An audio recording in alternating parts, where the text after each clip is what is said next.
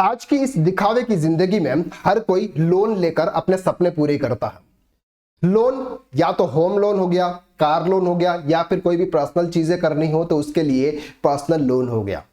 Sir ये loan तो हम ले लेते हैं, लेकिन जिस पर्सन के नाम पर ये लोन लिया जाता है उस पर्सन की अगर डेथ हो जाती है तो बैंक लोन का रिकवरी कैसे करती है, यह आज के इस वीडियो में हम डिटेल में बात करने वाले हैं। सबसे पहले हम बात करते हैं होम लोन की। होम लोन जो होता है वो सिक्योर्ड लोन होता है। दैट्स कॉल कि जब भी हम कोई भी होम लोन लेते हैं हमारी जो रजिस्ट्री होती है वो बैंक में जमा होती है।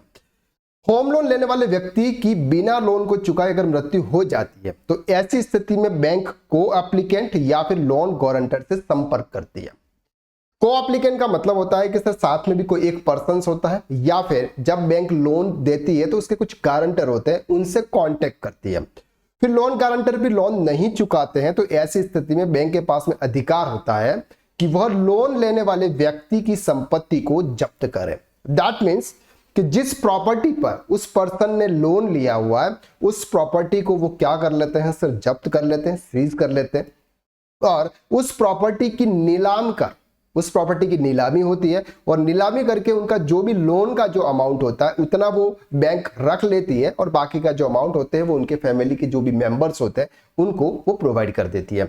यानी कि होम लोन सिक्योर्ड लोन होता है, यानी घर या संपत्ति के कागज बैंक के पास में गिरवी होता है। एक दूसरा केस यहाँ पर होता है कि अगर कोई पर्सन होता है जिसने लोन लिया हुआ है और उसने क्या लिया हुआ है सर, एक इंश्योरेंस लिया हुआ है जिसको हम बोलते हैं होम लोन इंश्योरेंस। अगर वो इंश्योरेंस उस पर्सन ने ले रखा है तो जितना भी पैसा होता है वो इंश्योरेंस कंपनी बैंक को देती है। तो वो जो घर होता है वो सिक्योर होता है और अगर उसकी डेथ हो जाती है तो इसके बाद में उसके जो फैमिली के जो मेंबर्स होते हैं उनको कोई भी ईएमआई या फिर कोई भी अमाउंट पे नहीं करना होता है। तो दो सिचुएशन होती है, अगर लोन में अगर सिक्योर यानी कि इंश्योरेंस नहीं है तो बैंक क्या करेगी, अगर वो ईएमआई नहीं भर पाएंगे फैमिली के कोई भी मेंबर्स तो फिर वो उस प्रॉपर्टी को जब्त कर लेगी। लेकिन अगर उसका इंश्योरेंस है तो इंश्योरेंस कंपनी क्या करेगी सर, पे कर देगी बैंक को और वो घर वहां पर सुरक्षित रह जाएगा। सेकंड बात करते हैं सर कार लोन की। कार लोन भी one type of secured loan होता है। जब भी हम कार लेते हैं कार के जो डॉक्यूमेंट्स होते हैं वो भी बैंक में डिपॉजिट होते हैं। अब कार लोन जो होता है ऐसे लोन वाले व्यक्ति की अगर मृत्यु होने के बाद बैंक लोन कार का भुगतान यानी कार की राशि का भुगतान कार को जब्त करके करता है। सिक्योर्ड लोन होने के कारण बैंक के पास में अधिकार होता है कि वो लोन लेने वाले व्यक्ति की संपत्ति जब्त कर ले।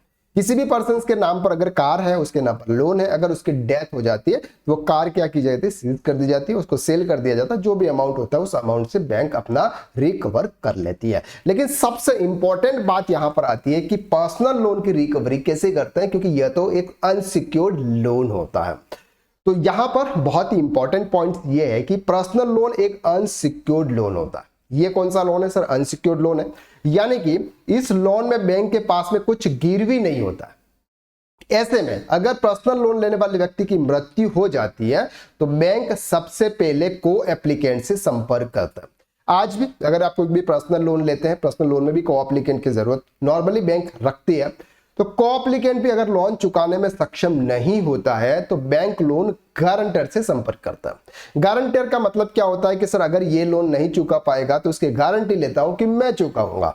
तो यहां पर गारंटर से कांटेक्ट किया जाता है। अगर इससे भी फायदा नहीं होता है तो बैंक लोन लेने वाले व्यक्ति की निजी संपत्ति को जब्त कर अपने लोन की वसूली करता है।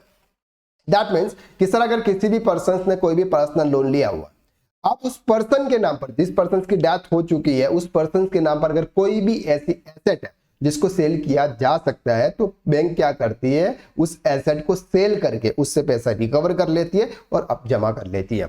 बैंक ऐसी स्थिति में मृतक के परिवार वालों को लोन चुकाने के लिए नहीं बोल सकता। फैमिली मेंबर्स को यहां पर लोन चुकाने के लिए नहीं बोला जाता, लेकिन उनकी कोई भी एसेट है उनके नाम पे वो सेल की जा सकती है। अगर मृतक व्यक्ति की कोई भी संपत्ति नहीं है, अब बात आती है कि सर अगर उस पर्सन के नाम पर कोई एसेट ही नहीं है, पहले से ऑलरेडी दिवालिया, उसके पास में कुछ भी नहीं है और ऊपर से उसने कोई पर्सनल लोन ले रखा है, तो ऐसी स्थिति में बैंक क्या करती है, उसको एनपीए घोषित कर देती है, यानी कि नॉन परफॉर्मिंग एसेट। यानी कि बैंक ये मान के चलती है कि ये जो पैसा है हमारा ये डूब गया है। तो बैंक के पास में बहुत सारे ऐसे केसेस होते हैं जहां पर बैंक अपने लोन को क्या कर लेती है सर, एनपीए घोषित कर लेती है। तो यहां पर हमने तीन लोन के बारे में डिस्कस किया, एक होम लोन, एक कार लोन और दूसरा पर्सनल लोन। तो आज के वीडियो में बस इतना ही, नेक्स्ट वीडियो में फिर मुलाकात करते हैं, तब तक के लिए थैंक यू सो मच।